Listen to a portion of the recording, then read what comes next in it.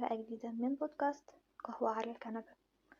النهاردة موضوعنا هيكون هي مش حاجة مختلفة، بس حاجة كده لازم اللي احنا نتكلم فيها لأن هي مهمة جدا في حياتنا وفي تعليمنا وفي شغلنا وفي أي حاجة حوالينا، وهي الثقة بالنفس.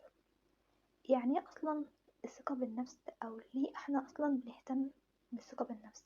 الثقة بالنفس دي حاجة أو صفة يعني بتأثر على حياتنا اليومية وعلى شغلنا زي ما أنا قلت، وعلى تعليمنا وعلى العلاقات كمان اللي في حياتنا، العلاقات الشخصية. لأن طبعا الشخص اللي بيكون واثق من نفسه مش زي الشخص اللي بيكون عنده دايما تخوف أو قلق إن هو مش هيعرف يعمل الحاجة دي أو مش هيعرف يوصل للحاجة دي. طيب، يعني ايه أصلا كلمة الثقة بالنفس؟ الثقة بالنفس هي إن الشخص يكون عنده إيمان كده جواه إن هو يقدر يعمل الحاجة دي أو يواجه التحدي ده أو ياخد الفرصة دي. بس في نفس الوقت هو مش لازم يكون كده شعور جوايا ان انا ممكن اعمل الحاجة دي بس بعملهاش. لا، ان انا فعلا جوايا ايمان ان انا هعمل الحاجة دي، وفي نفس الوقت اروح انفذها واستغل الفرصة عشان مفيش حاجة قدامي. زي مثلا ان انا يكون عندي قدرة على اتخاذ القرارات، ان انا هقول مثلا يعني في الشغل مثلا لازم يكون في عندي قدرة كده ان انا فعلا هقدر احقق الحاجة دي او هقدر اوصل للمرتبة دي. مثال بسيط كده ممكن نكون كتير جدا من الناس مرت بيه. افترض مثلا او مش مثلا، يعني في موقف كده اكيد في ناس كتيرة مرت بيه. لما يكون مثلا طالب في جامعة او في المدرسة وحابب ان هو مثلا في سؤال اتطرح قدامه، حابب ان هو يجاوب وهو عارف الإجابة الصح، بس خايف ان هو يقوم يتكلم، خايف يقوم يقول الإجابة اللي عنده. دي بيكون سببها ايه؟ بيكون في عندي إلا الثقة بالنفس، ان انا هقوم واقول الإجابة، وبعدين اتخيل الناس هتقعد تسقف لي والدكتور او المدرس هيقول لي ان الإجابة صح. كل ده بيتعامل عنده كده نوع من التخوف ان هو مش هيقدر يعمل الحاجة دي او مش قادر ان هو يقوم ياخد الفرصة دي، لان طبعا في كتير جدا بيضيعوا فرص من ايديهم بسبب ان هم خايفين يقوموا يقولوا الاجابة الصح. دلوقتي بقى عرفنا يعني ايه هي اصلا الثقة بالنفس. طب انا دلوقتي شخص عايز ابني ثقتي بنفسي، انا عارف ان الثقة بالنفس دي حاجة مهمة جدا، وبضيع على نفسي فرص وكمية حاجات وتحديات ممكن تنقلني في حتة تانية، كلها بتضيع بسبب ان انا مفيش عندي ثقة بنفسي ولا ثقة بقدراتي. ازاي بقى اقدر اللي انا ابني ثقتي بنفسي؟ طبعا اول حاجة كده ان الثقة بالنفس دي حاجة محتاجة وقت ومجهود. مش هصحى الصبح كده اقول خلاص انا النهاردة هبقى واثقة من نفسي وهقدر اتحدى العالم. لكن اي شخص يقدر ان هو فعلا يكون عنده ثقة بنفسه ويقدر ان هو يوصل للثقة بالنفس اللي هو عايزها. اول حاجة كده لما نبدأ اللي احنا مثلا نعمل انجازات، نجحت في امتحان معين، وصلت مثلا في الشغل عملت حاجة كويسة، او مثلا حتى في حياتي في البيت مثلا كنت بعمل حاجة كانت صعبة وخلصتها، لازم ان انا اكافئ نفسي علشان اشوف ان انا فعلا استحق المكافأة على الانجازات اللي انا بعملها. ايا كان الانجاز هو صغير كبير لازم اكافئ نفسي. وبالتالي لما بحس ان انا شخص كده فعلا قدرت ان انا احقق انجازات واتكافئ عليها، هتبدأ ثقتي تتحسن واحدة واحدة. تاني حاجة، كتير جدا من الناس مبتعرفش الموضوع ده، ان اي حاجة انا بقولها على نفسي بتطبق عليا. لو قعدت اقول كده ده انا فاشلة، ده انا مش بعرف اعمل حاجة، ده انا ما عنديش هوايات، ده انا وانا وكلام كتير سيء او كلام سلبي، إيه اللي هيحصل؟ الكلام ده يطبق عليا فعلا، وفعلا هبقى حد فاشل، حد مش عارف حاجة، يلاقي حاجة يعملها، مش عارف يوصل لحاجة، وهكذا. ولكن لو استبدلنا الكلام ده بكلام إيجابي، كل يوم كده يكون في وقت لنفسي ان انا اقول كلام ايجابي لنفسي، انا اقدر اعمل كده، انا هحاول وهتعلم، وان انا استطيع ان انا اوصل للحاجة المعينة دي. طول ما انا بتكلم مع نفسي بطريقة ايجابية، مخي هيبدأ ان هو يعني يرسخ كده فكرة ان هو احنا كده فعلا. فلما دماغي تبدأ ان هي تستوعب ان انا فعلا شخص قادر ان انا اعمل حاجات كتير، او ان انا اخد فرص كتير، هيقول هيبدأ هنا بقى ينفذ النقطة اللي احنا عايزينها، ويدينا كده جرعة من الثقة بالنفس اللي احنا محتاجينها علشان نقدر نعمل كل حاجة. تالت نقطة بقى نتكلم فيها، وهي ان احنا نتغلب على الخوف من الفشل.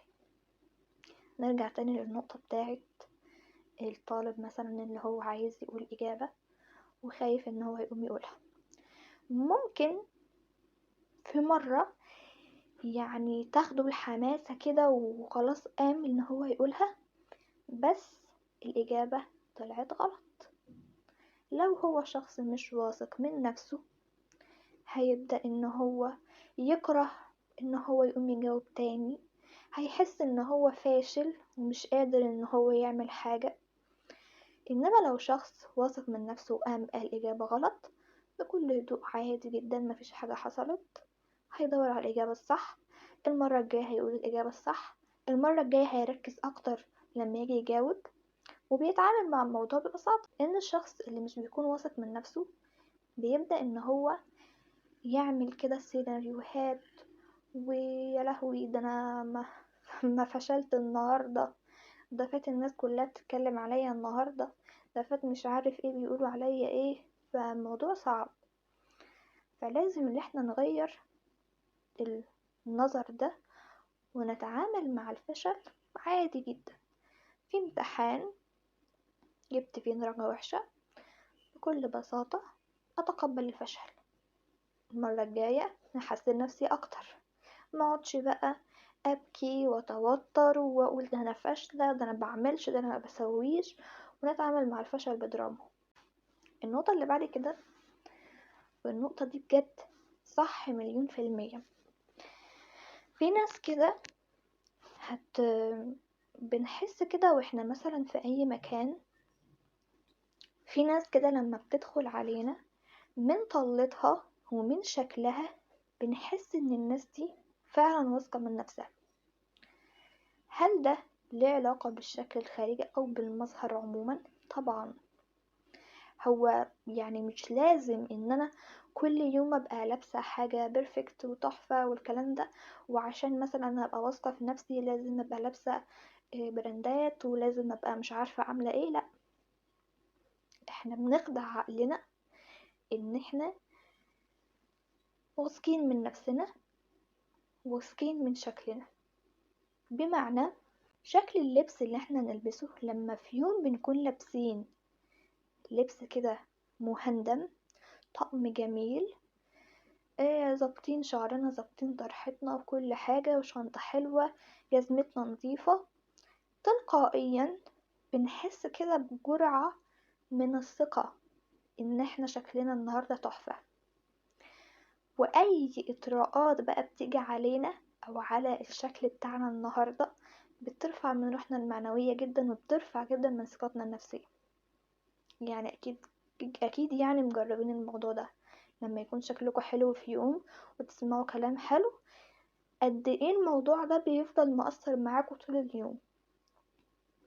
فاحنا هنا هنحاول نخدع دماغنا او نحاول نخدع الناس اللي قدامنا ان احنا واثقين من نفسنا، من خلال اللي احنا نلبس كويس، نكون مهندمين، ما نبقاش كده اللي احنا متخوفين من كل الناس وقاعدين نبص على كل الناس وبيقول عليا ايه ودول يبص عليا ليه وفتحوا بيتكلموا عليا. لا، احنا عندنا ثبات، عندنا هدوء، وداخلين بكل ثقة، مفيش اي حاجة من الناس دي كلها تهمنا.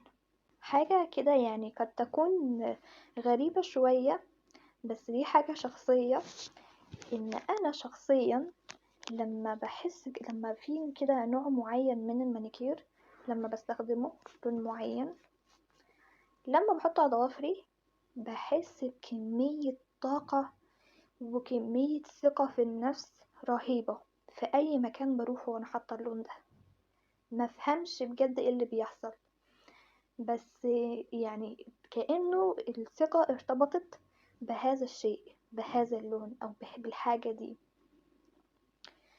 لان طبعا وقتها بحس مثلا ان انا شكلي مهندم اكتر، او ان انا مظبطه نفسي حلو والكلام ده. فده طبعا بينعكس بقى على طريقه كلامي وعلى طريقه تعاملي مع الناس. فنحاول دايما ان احنا نكون كده في شكل جميل ونهتم بنفسنا، لان طبعا كل ده بيعزز الثقه بالنفس. دلوقتي بقى نتكلم على حاجه كده يعني اللي هو سؤال مهم: هي الثقه بالنفس ممكن تأثر على حياتنا لو شخص مش واثق من نفسه؟ الإجابة أيوة. طيب يعني ازاي الثقة بالنفس هل ممكن تأثر على حياتي ومستقبلي؟ جدا. لو أنا شخص عندي ثقة، هقدر ان انا اخد قرارات احلى وافضل لنفسي ولحياتي، هاخد قرارات بدون تردد ان انا يا ترى هعرف اعمل الحاجات دي ولا لا. تاني حاجة، هبني علاقات صحية مع الناس اللي حواليا، لان الثقة بالنفس بتجذب الاشخاص ليا. لما يكون في حد قاعد كده في ركن كده لوحده، مش بيتكلم ومش بيعمل حاجة، مش لافت الانتباه اصلا، مفيش حد يحب ان هو يقعد معاه.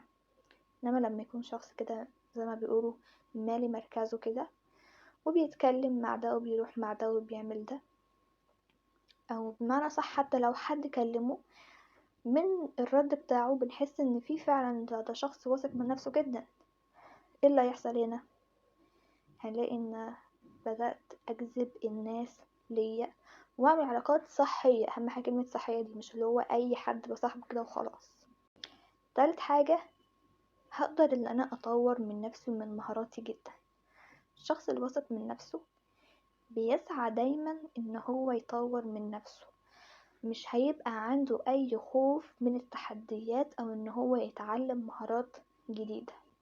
الشكوك النفسية، او شخص كده دايما بيشك في نفسه، اللي هو يعني ثقته بنفسه قليلة، زي مثلا اللي احنا مثلا بنقول ان انا مش هقدر اعمل الحاجة ديت، او ان هو يشك في قدراته وهو مش هيقدر فعلا يحقق الحاجة دي او يوصل للحاجة دي، او مش هيقدر حتى ابسط الكلام ان هو يحل كويس في الامتحان ده.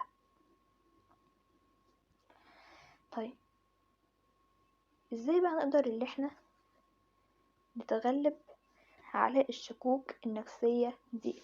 اول حاجة، لما يبقى في عندي فكرة سلبية في دماغي، جالي مثلا فرصة شغل كويسة وانا دماغي قالت لي لا، احنا مش هنقدر نعمل الحاجة دي، على طول اخد الفكرة دي وابدأ احللها. هو انا ليه مش هقدر اعمل الحاجة دي؟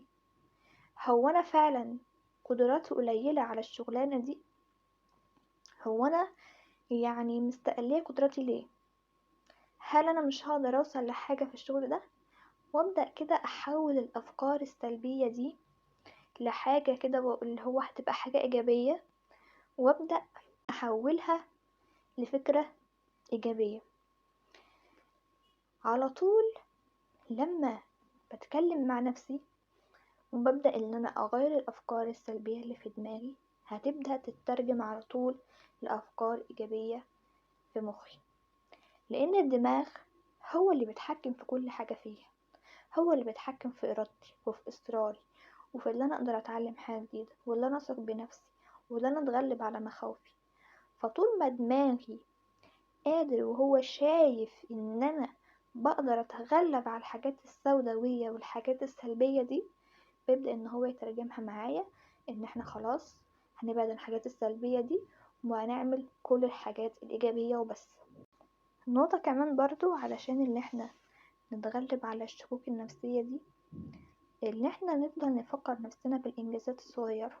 الحلقة اللي فاتت قلت على موضوع ان احنا نشوف الصور اللي احنا كنا بنصورها في الموبايل طول السنة بتاعتنا، فلما احنا بنشوف الانجازات دي بنقول ده انا كنت عملت كذا في الشهر ده انا عملت كذا السنة اللي فاتت. الانجازات الصغيرة ديت بتحفز بطريقة رهيبة. يعني انا مثلا لما بيجيلي وقت كده ان هو خلاص بقى ده انا ما عدتش عايزة اكمل تصوير على القناة ديت، انا زهقت، ده انا خلاص بقيت حاجة مملة، وبعدين ارجع اشوف الفيديوهات القديمة واشوف يعني التصوير والتفاصيل اللي انا كنت بعملها والحاجات اللي كنت بتكلم فيها وتفاعل الناس وهكذا، بحس بجرعة حماس اللي هو لأ، احنا مش هنبطل، احنا مكملين. فاللي انا بفكر نفسي بالحاجات اللي انا عملتها قبل كده بتبقى يعني حاجة رهيبة. طبعا زي ما انا قلت ان الثقة بالنفس بتأثر على حياتنا في الشغل، في الدراسة، نتعلم مهارات معينة وهكذا، ولكن كمان بتأثر على صحتنا النفسية. زي الأشخاص اللي هم بيكونوا يعني عندهم كده راحة، وان هم قادرين فعلا يثقوا في نفسهم، بتكون صحتهم النفسية كويسة، مش عندهم ضغط يومي، مش عندهم توتر ولا قلق ان هو يعني مش قادر ان هو يوصل لحاجة معينة او ان هو ياخد الفرصة دي او تحدي جديد. طب انا بكرة هعمل ايه؟ طب بعده. بيبقى حياته هادية، مش عنده ضغط، مش توتر، ما في حاجات كده ما بتشغلوش، ان هو كده كده هو عارف ان هو يعمل الحاجة دي. واخر حاجة حابة اقول كده ان الثقة بالنفس دي هي رحلة مستمرة، مش مجرد ان انا بعلم نفسي ازاي يكون عندي ثقة بنفسي وخلاص. لا، دي حاجة كبيرة، وكل ما احنا بنشتغل على نفسنا اكتر عشان نحسن ثقتنا بنفسنا، كل ما كان عندنا قدرة اكتر ان احنا نحقق اهدافنا، نتغلب على التحديات اللي بتواجهنا. وكمان نعرف ان الثقة بالنفس مش صفة ثابتة فينا، لا، ده هي حاجة احنا ممكن نطورها او نقللها. وبس كده، دي كانت حلقة النهاردة، بتمنى تكون عجبتكم. ما تنسوش تعملوا لايك للفيديو وتشتركوا في القناة. استنوني الحلقة الجاية على خير، كونوا بخير، إلى اللقاء.